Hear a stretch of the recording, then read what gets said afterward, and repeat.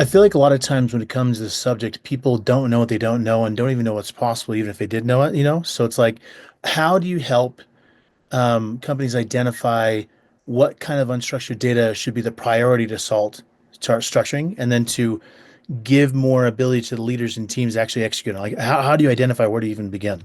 Yeah. So one of the things that is interesting when you start to look into not just the personal productivity types use cases, which are important, like being Hmm. able to search, being able to get answers to questions, being able to like have AI kind of assist you when you're viewing files and things like, but into the world of Yeah. more business process, like one of the key questions is always like, what's the slow part of whatever you do internally? And many companies have like gone through Mm. and they've automated an awful lot of things. Like so we were dealing with one of our customers. We were helping them out on this exact kind of thing, and they were pointing out that they have a loan origination process. And the slowest part of the whole thing was to actually review the data that the person had to upload to prove that they're like who they were. So, like utility bills and then personal documentation and so on. And they had to have, so they'd Yeah. uploaded it, had to have somebody review it, look at it, like double check 10 things. And so then, and the reason why that was the longest is because it was the thing that wasn't automatable. But this actually like would lead to like Right. legitimate delays in loan processing. And so this is an example of many different examples across industries where you could have AI, in this case, in the form of an AI agent, go like actually look through and be like, I know my objective is to, understand this document, to follow these rules, and then to identify to the person who's responsible for approving the agent or the approving the loan is like, what is this in line? Does it have the right name? Does it have the right dates? Does it have the Right. right, does everything look in order? And then those kind of things help automate, and then also just like not just save people time, like internal employees, but also just speed the process of something that was otherwise taking a long time. And we see a lot of examples like this across, like now we have a travel agency. We have a lot of financial examples, people processing these things that in some cases still paper. They get scanned, or but then Right. even Old the school. world of, yeah, like not everybody in the world has fully gone to like structured data systems. And so interestingly, AI gives you a chance to almost leapfrog and be like, look, don't spend all your time investing in a bespoke custom application. Do it. Just have AI take a look at it, and it'll start to solve some problems for you. And this is the kind of thing that many of our customers are looking into. Do you feel like there's common, again, partly because people don't know, they're not AI experts, they're not automation experts. There's probably a lot of missteps or things they think they can do. So across whether it's enterprise or mid-market, what are like common things you see people either focus on that's, I don't know, I don't want to say wrong, I'll say not the most effective. What's the missteps they can avoid that you guys learned through, obviously working with thousands of customers? Yeah. So there's sort of there's like a couple like every single company we talk to is quite aware of the idea of Yeah. AI can do an awful lot for you, right? And then Right. some of them I think might be like there's this concept of like, how do you start and like how do you make this work?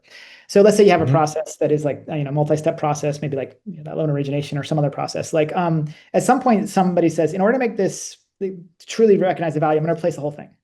AI seems Right. like it can do everything, so I'm going to make it do everything. And then, but then when you kind of decompose it, you're like, well, that thing, which was like maybe 10 steps, each step itself was a very complex, very critical thing to get right.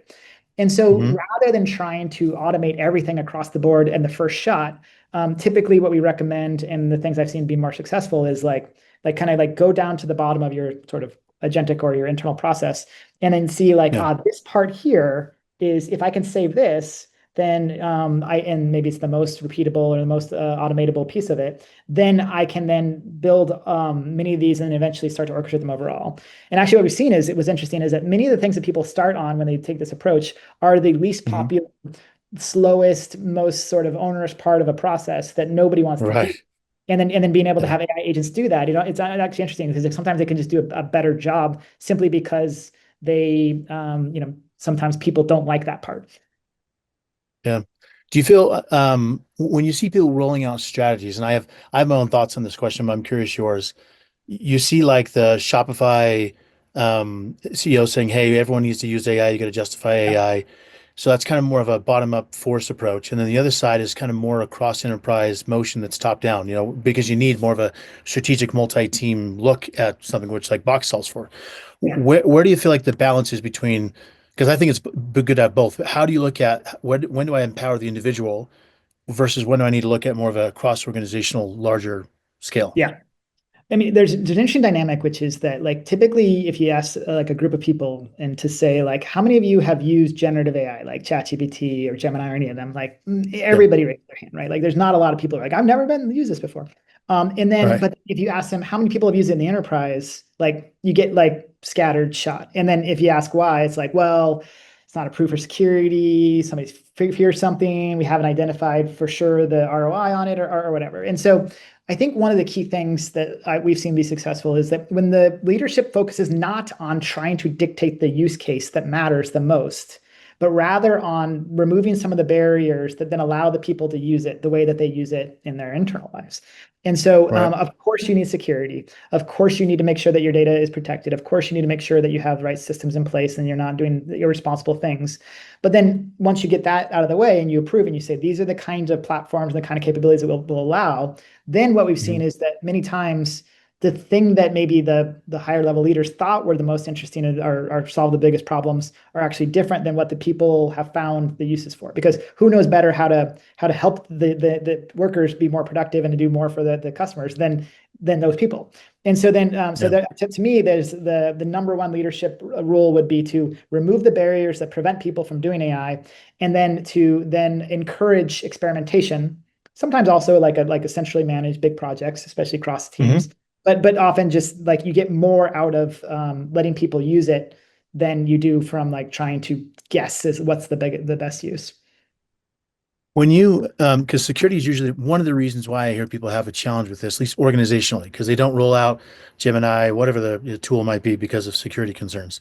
Yeah. Um, I know there doesn't exist yet. I know it's on the table. I was reading an article the other day of doing some sort of AI specific data security measure, but obviously right now you have SOC 2 Type 2 and you have ISO 202. Like, what are the things you suggest to people to say, if you look to do a tech that's cross-functional, what are the, like this table stakes you have to have this that you would feel comfortable with as a CTO? Yeah. So, I mean, one of interestingly, the first questions about giving your data to AI is actually the same question you've always had of giving your data to anybody, which is, do I trust that company to have my data? Do I have a contract with them? What does this say that people can do? One of the Right. scariest things, even again, not even related to AI, is when you're giving your data to something that you're not sure how they make money, you don't have a contract with, you're not sure their terms of service. Right.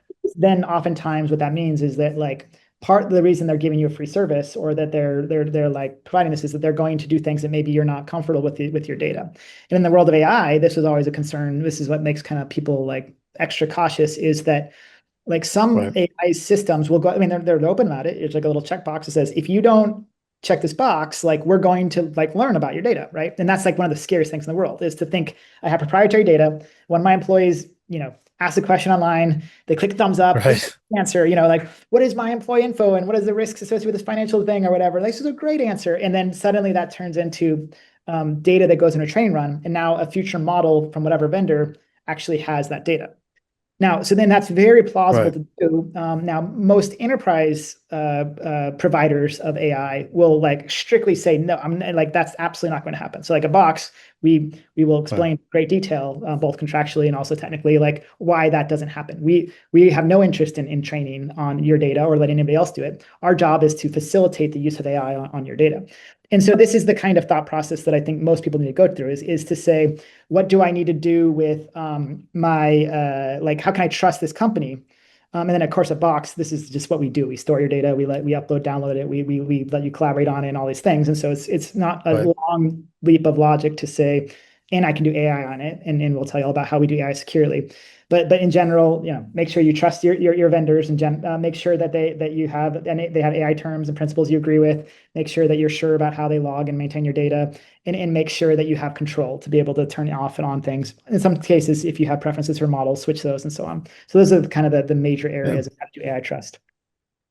Yeah, I love that. This last year I learned how OpenAI offers very limitedly a zero retention data policy, that kind of stuff, and not every vendor has that. So it's good to Yeah, know like who has what agreements with which LLM model to know how the yeah. data is being used, Yeah, that's critical for which is us. Like, fascinating. like again, we can't like people have data residency concerns, people have governance concerns, people have encryption Right. concerns, and all those kind of go out the window when data is floating in different places. And so this is why we have it's important to us is to not let anybody, including some very trustworthy companies out there, but just still like contractually not let them say that they're going to retain that data because it's the customer's data, and we need to make sure we're good stewards of it.